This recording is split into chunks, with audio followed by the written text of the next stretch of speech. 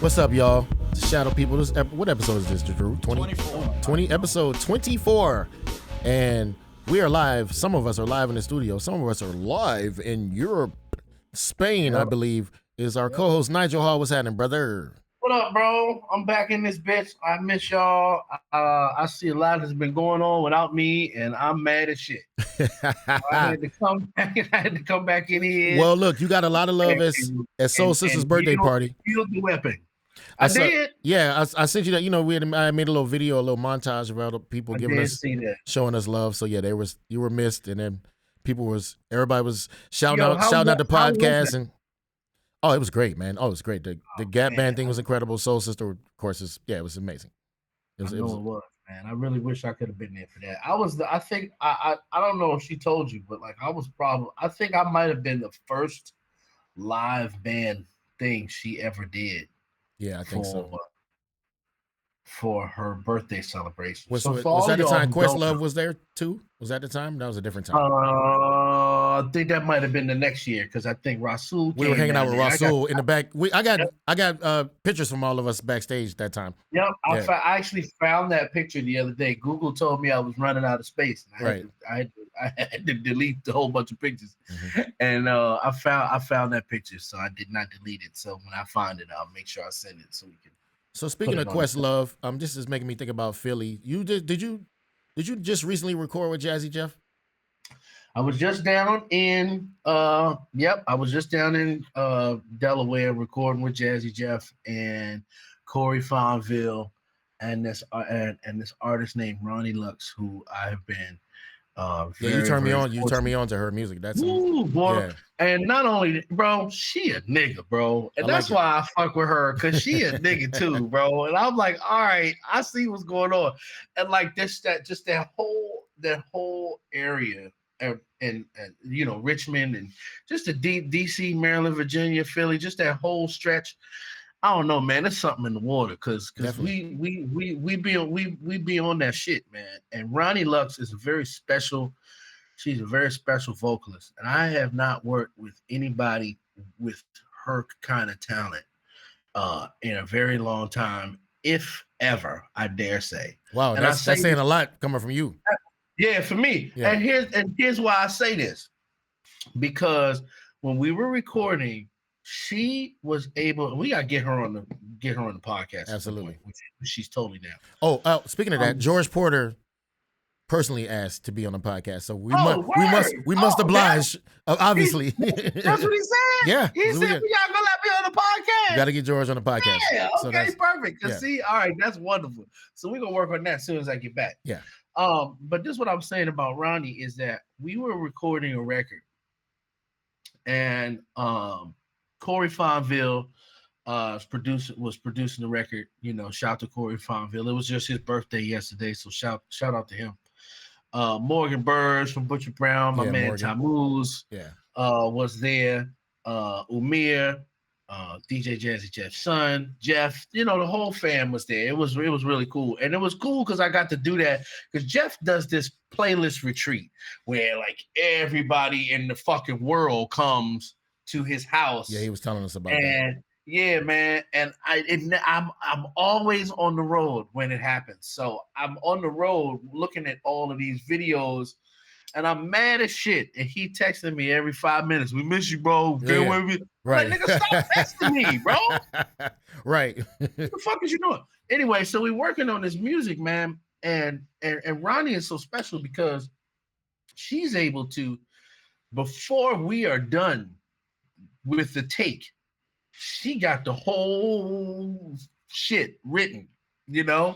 And unlike me, like now with me, as far as the way I work, I can write music forever. It takes me seconds to come up with arrangements and just this, that, and the other. Right. But it takes me a long time to come up with lyrics and good subject matter that all makes sense. Yeah, we're the opposite. And I'm like, yeah, unless God gives it right to me. Because there are times where it's like, okay, this is what you need to say, boy.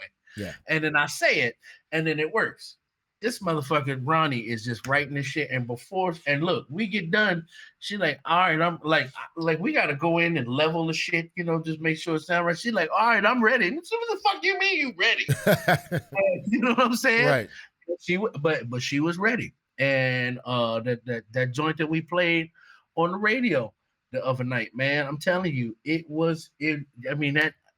did 4 or 5 other joints like that. Like, right. We basically have a whole record for it.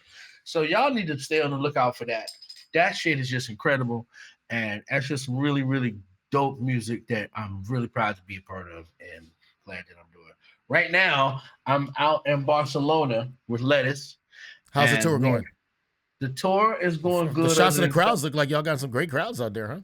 We've been having some really good crowds. Mm-hmm. We started in Paris. The gig in Paris wasn't really that great just because, well, for me, just you didn't have your keyboards yet, right? Well, that and yeah, just a lot. You already know. Tell the story. Go ahead. No, talk about it. That's why we're here. Talk about it. What happened? And which airline do we need to sue? Well, yeah. Well, here's the thing. Delta. Okay. Delta don't give a fuck about people.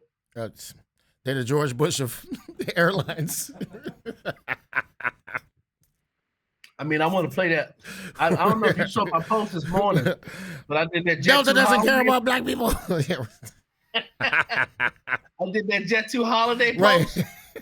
That's what Jet I'm 2 holiday, right? Exactly. I'm on a Jet 2 holiday right now. Yeah, you are. Nah, but wow. Nah, but let's see, you gonna fuck around and give me 5. No, it's all good. We're talking about Delta right now.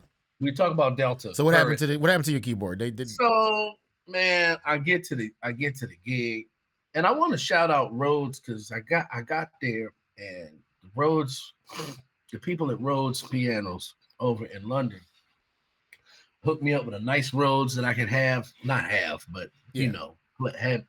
take with me during this run. Uh-huh. And I get there and I'm getting all my stuff together, and I'm like, all right, I'm kind of getting excited because I'm like, okay, I got all the keyboards here, everything's here. All right, let me start setting them up because I like to get involved with me setting my own shit up, because at least that way, if it get fucked up, I can blame myself. Right. I ain't got to be yelling and throwing shit at people because I like to do that, and I don't want to have to do that. See, that's me working on myself. Right. Man, I opened up that goddamn art case. I opened up that Pelican and saw all my sliders and shit was all fucked up. They had all the things, like if you've seen an ARP synthesizer, it has sliders on it, and that's how you can get your sounds and create your sounds and shit like that. The sliders was under the fucking frame. Oh. Like, what did you do? They was playing fucking volleyball with your shit in the tarmac. What was you doing with my shit? Yeah. To where I open it up and all of the sliders have fallen out. Are not even on the keyboard. They're not where they're supposed to be. They're just in the case. And the sliders is under the fucking frame. How do you do that? Oh man, you should have seen the look on my face. And I was so proud of myself because there was everything inside of me wanted to smash everything that did work around me. And I was like, you know what? I took a deep breath and I just walked away. So I want to shout out my tour manager, Chris Campbell, who is probably one of the most amazing people that I've ever seen, who can deal with this group of people the way that he do on a nightly basis and get the job done the way that he do. That man deserves more than a fucking round of applause. That man deserves a Jet 2 holiday, which he is on right now. Nah, but he fixed my shit, bro. I went out and I huffed and puffed and I was mad and I was like, nah, nigga, I need to go for a walk. Right. Don't want nobody talk to me right now. I just need a minute. I came back. My shit was fully working. So I'm big shout to Chris because he really for that for sure. Yeah, for real. He hooked that shit up. Okay, a few things I want to talk to you about. Well, absolutely. Go ahead. Finish. So I'm ain't shit else to talk about. It's football season, The Saints, we don't have to talk. I mean, we could talk about them, but there's nothing to say. And as we're taping this, we're about to play Buffalo. So I'm assuming once you see this episode that Buffalo smashed us. Now, if I'm wrong, then shit, I'm wrong. Energy out there like that. Don't do that. Okay. Fine. Let's talk about this. Talk about the goddamn Commandos then. Y'all got No. So y'all got look, Marcus Mariota, he did his thing. But I want to ask you something about Jaden Daniels because I saw a meme and I thought of you immediately. You know the meme of Homer Simpson going into the bushes backwards, then he come out. Well, they had a meme of RG3. No, they had a meme of RG3 going in the bushes and then coming out as Jaden Daniels. And I was like, ooh.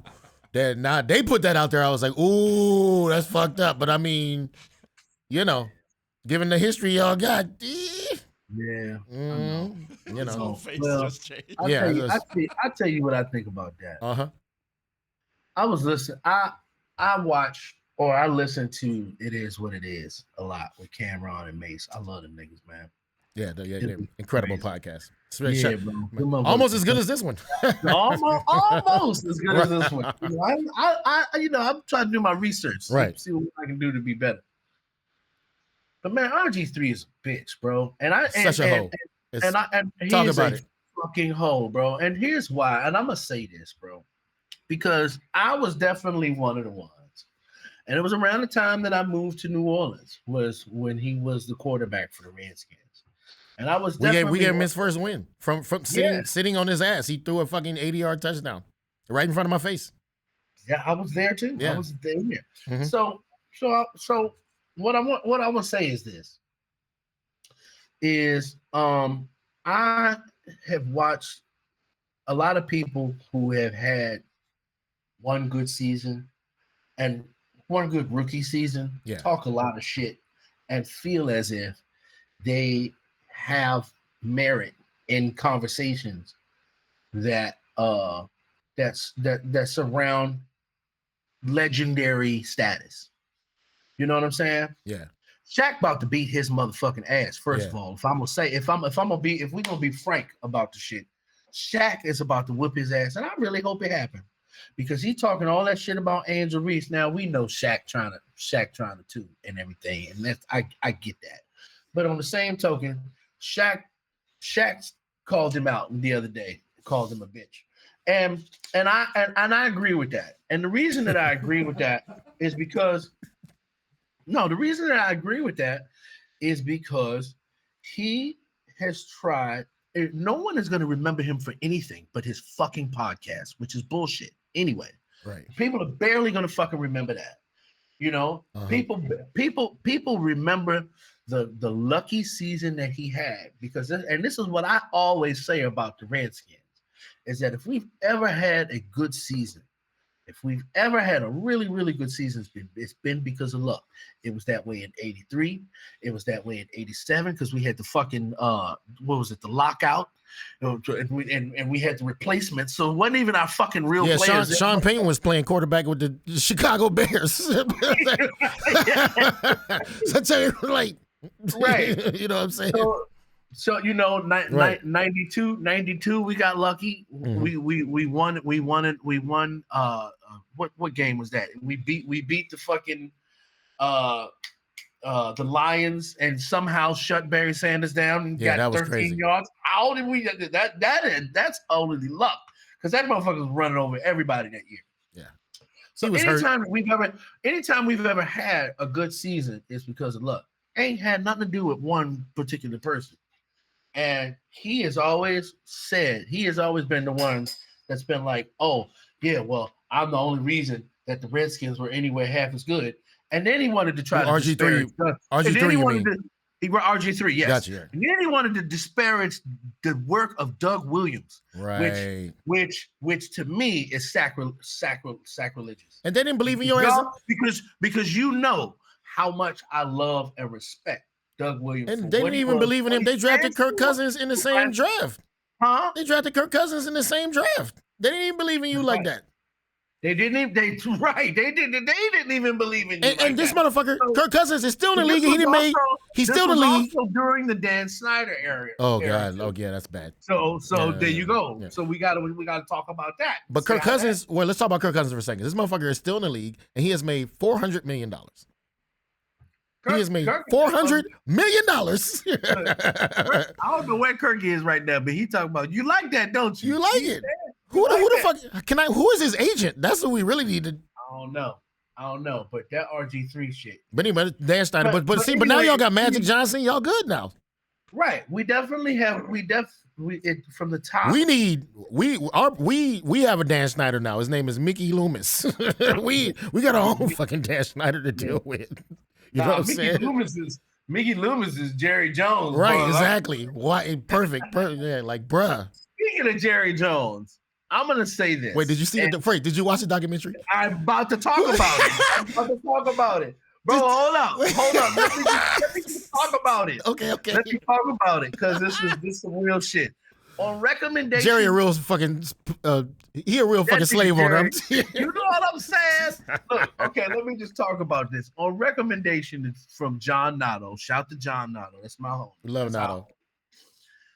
He told me, he's like, bro, you gotta watch the fucking documentary on Netflix called America's Team. It's crazy. About the Dallas Cowboys. And I immediately shut him down and stopped him. I said, I will not be watching anything that has to do with the Dallas Cowboys. So you can stop right there. He's like, oh, no, but it's good. I hung up on him. He wanted to keep talking. No, not going to do it. And then so we started texting about it. And he was telling me about it. And what got me to start watching it was they really got in depth about the Michael Irvin cocaine years. The White House. The White House. No, but look. No, I'm telling you. No. The best scene. No. Only the Cowboys, bro. Only the Dallas Cowboys. No, but look. I'm telling you, the best scene. The best scene when they asked Jerry about Dion. Jerry went to full overseer mode. He was like, that boy. He was like, now that boy Deion Sanders. He's like, I saw Deion Sanders shit the whole left side of the field down, and I was like, I gotta get that boy. We gotta go get him. And look, he's like, I paid the tits. He's like, I paid through the tits for him, but we got him. And then he was like, with that Michael Irvin. See that Michael Irvin? I'll do anything for Michael Irvin. He's like, Troy Aikman. I love Troy Aikman. I love his mama. I love Troy Aikman's sister. I was like, hey, yo, man, them motherfuckers are so crazy. But here's a fucked up shit about that, is that I did watch it. I watched it. You had to, because first of all, it's a documentary about Jerry Jones. It's not about the Dallas Cowboys. It's not about. It's about Jerry Jones. How fucked up he is. He's a fucked up individual. Yeah. And it also, I'm glad I watched it, because it also confirms the reason why I fucking hate them, and the reason why I will always fucking hate them. I will never like the Cowboys because of Jerry Jones and because of how he did Jimmy Johnson, bro. Bro, this nigga took you to this, bro. I know. I know. We all know the story, so it's not like I'm not saying. This nigga took you to 2 Super Bowls back to back, bro. And the way that Jerry Jones did it, I'm not gonna get into all of it, just because I want to leave it to for the viewer to check it out. Uh-huh. But if you know the story and you've seen it, like we have, because we some old niggas, he ain't had to do him like that. And not to mention, he went and said that it's about 500 other motherfucking coaches that could do what Jimmy Johnson did. False. Man, no the fuck they couldn't, bro. Yeah. Jimmy Johnson was collecting cake in Miami, bro. And that's how Michael Irvin got there in the first place. Michael Irvin. You gotta say it like that. You gotta say Michael Irvin. Michael Irvin. And look, it's not many Dallas Cowboy players that I respect. I respect Emmett. But I respect Michael Irvin. I respect Emmitt Smith. I have a full respect for Emmitt Smith. Got to. And how he went from the when he left the Cowboys to play for the Cardinals and then signed with the Cowboys for one day so he could retire as a Cowboy. I get all that. Yeah, they the fucking Cowboys and they fucking make me sick to my stomach. Yeah. But Emmett was one of the reasons I really hated them, because he was running all over the Redskins every fucking Sunday. Yeah. You know what I'm saying? Yeah, I do know. So I respect Michael Irvin, I respect Emmitt Smith, and I respect Tony Dorsett. And there was another one before Michael Irvin who wore number 88. I can't remember his name. Oh, yeah, but yeah. He was a wide receiver, but I really liked him too. But other than that, all the motherfuckers was crazy. And when he did the fucking Tom Landry, bro. Yeah, he said he left Tom Landry. Hung him out to dry bad. It was bad. That nigga. Yeah, it was crazy. It was wild. And Tom Landry was still so dope that they still had a fucking parade for the nigga. When I don't know many people get a parade when they get fired. Right, that's true. So I'm gonna just go ahead with that. But yeah, fuck the Cowboys. And I will say that the Redskins this year, I'm really hoping, I'm really rooting for them, man. Like, I just really need to see an O-line. We need an O-line so bad, bro. That's the problem. Tell me about it. And look, we got there fucking by luck last year. We got to the NFC Championship by luck. Hey, but y'all O-line, bro. But y'all do have a quarterback, and y'all do have a backup quarterback. I mean, but you have two quarterbacks that have both won the Heisman Trophy. Or no, Mariota came in second, but still, Saints don't have no quarterback. Zero, none. We would have took Mariota. He was cheap as shit. I'm not laughing because I'm a Saints fan by marriage. Yeah. But what my man Jim Mora, my man. Playoffs. You play like diddly squat. What is you play like diddly poo? You say all kind of shit. They just whooped our asses out there. They just kicked our fucking asses. Right. And like I said, we gotta play Buffalo today, so go with God. Namaste. Hey man, you got like an NFL package or something so I can watch some fucking football today, man. I'm in Barcelona, man. They don't know about no fucking football over here, man. Nah, man, I ain't got no packages. Man, come on, Drew. I know you got. Hey, man, help. Drew got a fucking a disc somewhere. We don't want to get him in trouble. I know. After the show. He got a little. He'll send you a little code or something. We got you.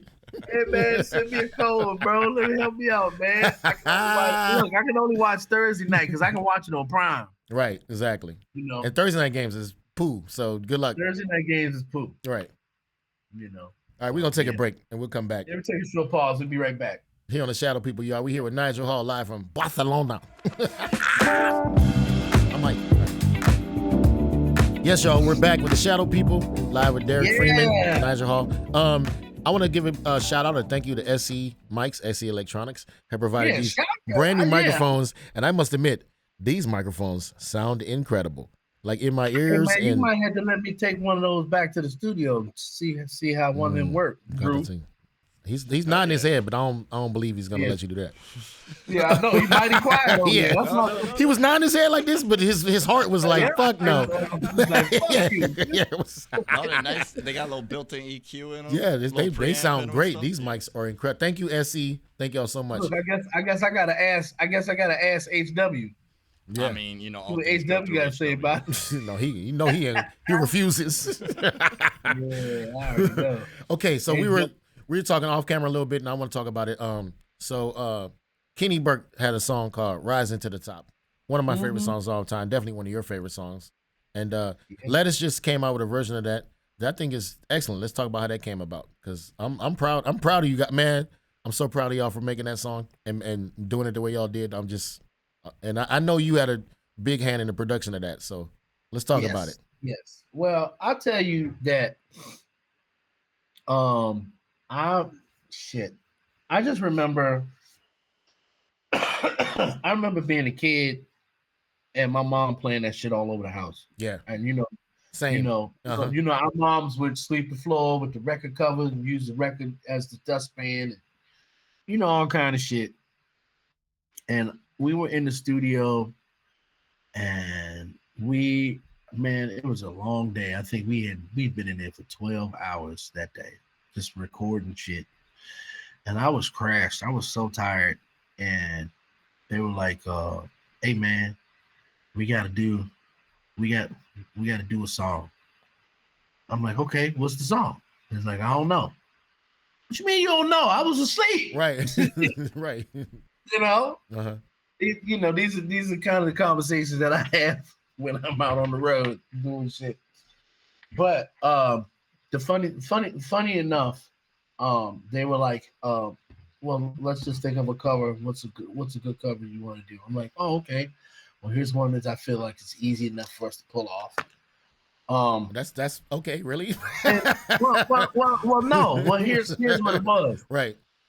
It was easy enough for us to pull off because, you know, the reason I like that kind of music so much is because it's just everything it's just so much beauty and simplicity. If you just do one, you can just do one thing the whole way through the song, and it'd be a fucking masterpiece. Yeah. And it ain't gotta change. Nothing gotta change. Yeah. But the key to having it be that way is that it's gotta feel good and it's gotta feel real, right?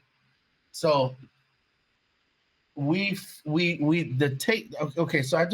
put a video out of that, and I edited the video. I did the whole video, took the footage that I got from those sessions to make that video. That and all of that shit was in real time. Mm-hmm. That take from the video is the take that made the album. Nice. So a lot of it you can see at the end of it, or a lot of it me, and then just like you would never think that I was just fucking sleep apnea snoring right seconds ago. Uh-huh. Right? Because that was back when I had sleep apnea. I just got out of rehab. I was like 207 pounds, and, right, you know, dragging my fucking stomach along. You know what I mean? Uh-huh. But it was really cool, and everybody did a great job in doing what they were asked to do. Because I think when it comes, and I'm not taking anything from them, but I think that when it comes to doing music like that, especially music that means a lot to me, I am very steadfast in don't ask questions, just do it this way. Because I know that we will all be happier. All of us will be happier if we just do it the way they do it. It's the same attitude that you would take. And you remember The Longest Yard? And you remember, I know this is probably okay. Don't take this example the wrong way, anybody who's watching. But there's a scene in that where I'm talking about the Adam Sandler one. I know there was a Burt Reynolds one before. Burt Reynolds is in both movies, by the way. Burt Reynolds is in both movies, but I'm talking about the actual remake, the remake, which is the one from my generation. Yeah, and so they're building the team, and they're like, okay, well, we got. Oh, Michael Irvin's in that movie too. Michael Irvin's in that movie. That's what I was about to say. And it's like, okay, we need speed. Right. We know what part of the jail to get that from. So, you know what I'm saying? Yeah. So if everybody just do what everybody, you know, and it's not even that, but with any band, I really hope that video shows that the process. Don't have the process. Not even just that, but I just really hope that it shows that you ain't got to be playing a whole bunch of crazy fucking shit to make something meaningful and get the point across. I didn't have people come to me and say, first of all, thinking that was our song. Yeah. And it's like, no, that's not our song. Mm-hmm. We can't take, as much as we'd like to, we can't take credit for that.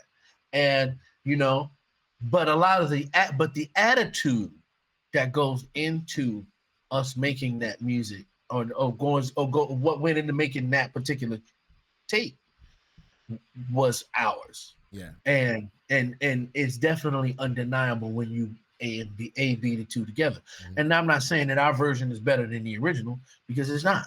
Right. Because we wouldn't have made another version if the original wasn't so dope. Right. Exactly. You see? Mm-hmm. And that's what I think a lot of people miss, is that, especially, and I think they misconstrue that about Lettuce a lot of the time. They think that, you know, we all are really deep musicians in what we do. We love what we do. But, you know, less is more a lot of the time. And people think that's a cop-out a lot of the time. No, that's just because you can't discipline yourself to sit there and play 1, 2, 3, 4 all fucking night. There's a lot of motherfuckers who think they can do that, but they just want to fuck. And I will walk the fuck out of your gig doing that. I just can't. I can't. I'm just too old. Well, it's just not. It's just a different. It's just. I'm Final Boss Unk. That's what Final Boss Unk. Well, you know, it's that music, like that era of music. You know, like. Yeah, I'm just assuming Kenny Burke was heavily influenced by Sly Stone and you know Parliament Funkadelic and shit like that. And what we're talking about is like playing parts. You know what I'm saying? Playing the same thing, the same bass line for 8 minutes. You know what I'm saying? Playing and the same, not fucking moving, and not what? moving and holding that thing. But that's also the beginnings. That's the essence of hip hop too, real hip hop. You know what I'm saying? Those parts, those interchangeable parts that have to be there for the music. You know what I'm saying? Like it has like that booty dope. Doop, doop, doody, doop. That has to be that the whole time. And if you do anything else besides that, you're gonna fuck this whole song up. Fuck the whole shit right. up. You can't do nothing more than that. Right. And that was part of the reason for me coming up with that song too. I was like, okay, well, what can we do that will add to a soul element where I can sing a little bit, that will add to the hip hop element that Lettuce obviously has, right? That will add to the funk element that Lettuce obviously is. You know what I'm saying? And I just thought that song was a fucking home run. Not to mention the fact that this fucking LL Cool J. Oh, it's been sampled. Yeah, I mean it's been sampled. It's been sampled a billion, million, gajillion times. Yeah. A lot of it is to get people the knowledge. There's a saying that like, hey man, give a man a fish, you eat for a day. Teach a man a fish, you know, they learn they can feed themselves for the rest of their life. Right. And the idea is to educate people. Well, it's like in Smokers World, we try to do that too. Like, you know, if I do play Mind Playing Tricks on Me, I'm gonna play the Isaac Hayes song first, going into same thing. That's how we but we do that, but that's part of like being a funk musician, funk musician in modern day funk musician. Like you have to employ those elements, and like so much of the music we love made hip hop. You know, was sampled into hip hop. So it's like it's great to teach people how, you know, the shit that's in their lexicon already. They're, you know, people get excited when they figure out when shit comes from. You're like, no, this is like, you thought that was LL Cool J. This is actually this. Or you thought that was Mary J. Blige, but it's actually this. Or you thought that was, you know, Camp Blow, and it's actually. So I feel that element. So I'm with that. That's a good. Yeah. We just trying to educate, and I think that a lot of people need to educate themselves on, you know, a lot. It reminds me a lot of the Jordan versus LeBron debate, because a lot of people who weren't here are if you didn't see Jordan, you don't have no idea. If you didn't actually see him, you a lot of people who weren't here during those times are trying to tell me the way that music should be played now, and hell no, you're not gonna tell me shit. You know, now I'm not saying I can't learn from you, but you're not going to tell me what's hip and what ain't hip, because you didn't live through half the shit I went through. Right. Bro, I think about a lot of, you know, when I used to say, I can't wait till I'm grown. Now, first of all, that was the dumbest shit I ever said that ever came out of my mouth, first of all. Secondly, I think that a lot of people who are now in the music industry and who run this ever so changing industry, because it is not at all what I thought it was going to be. I done been out on the road for 2.5 months. That's why I ain't been in the studio, so that we could do what we've been doing. And I've been seeing a lot of shit change, bro. And this shit is incredible. And I mean incredible, and not all in a good way. You know? What do you mean? The business? The business. And what's happening is these kids are now running the business that I'm in. These kids they're trying to, basically, you know, and it's weird because these kids are trying to tell me, first of all,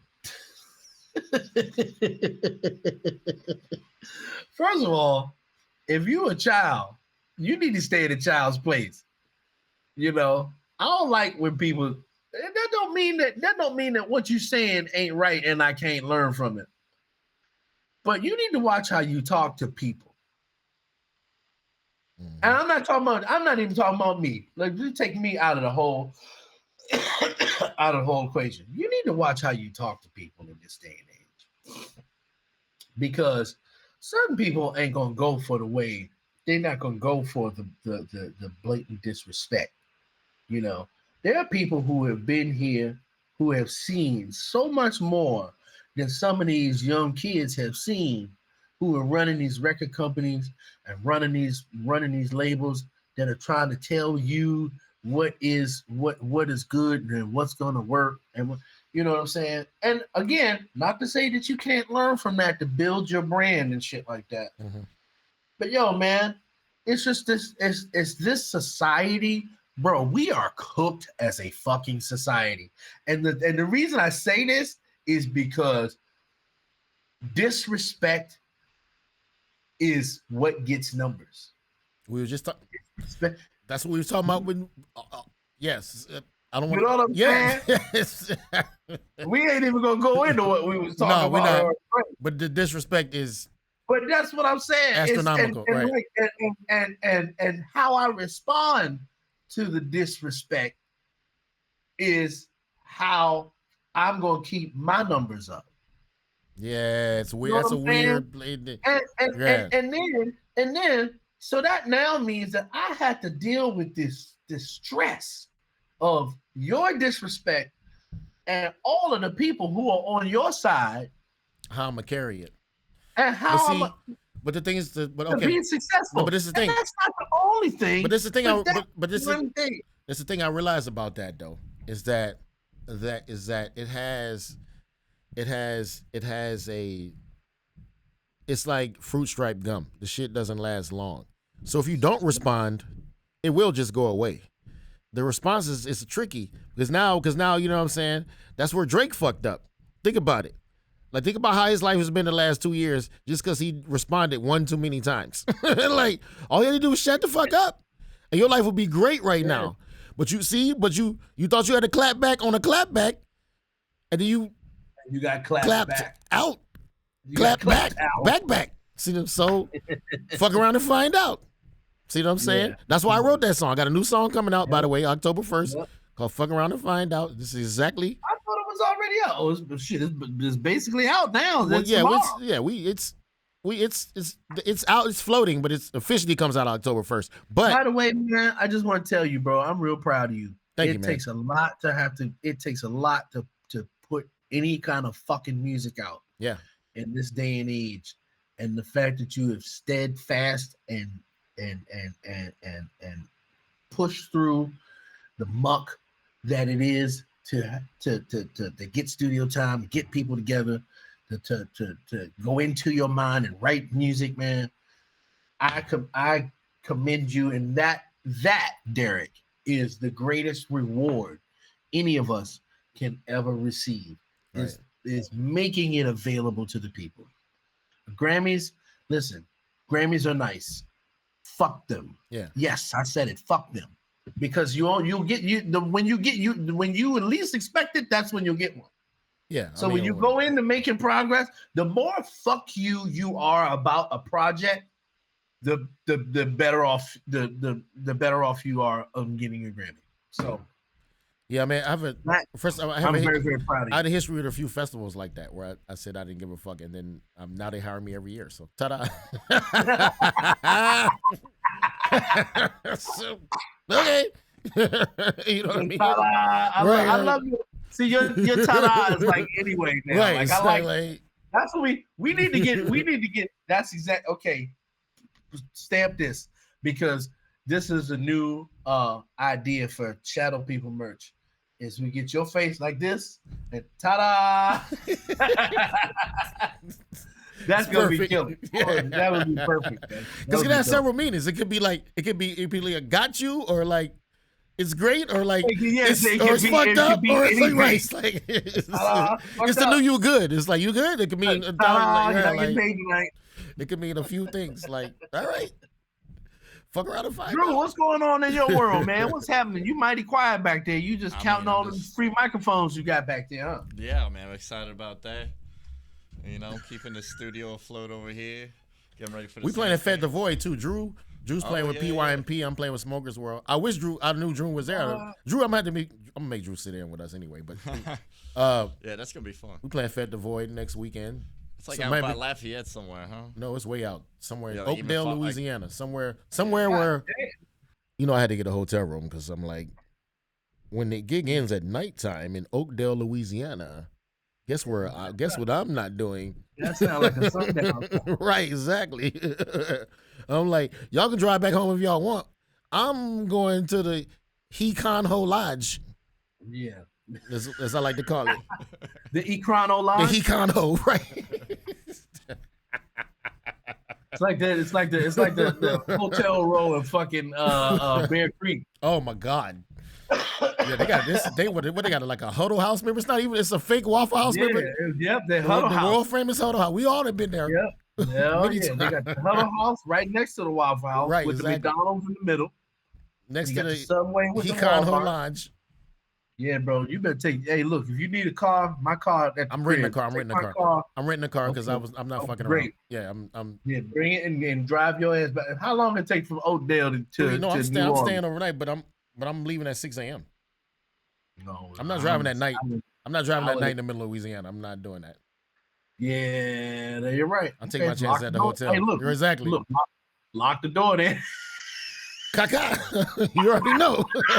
Like Malcolm X in the window. Yeah, like, all right. Fuck around and find out. Like, see it applies again. Exactly. Look, like, set up the camera and shoot a video. Live video. Yep. Live jokes. Shit. I know that's right. Anyway. Yeah.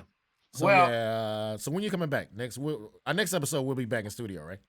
Next episode we will be back in studio, and I'll be very, very glad to be back home with the homies. I get home on the 8th of October. Nice.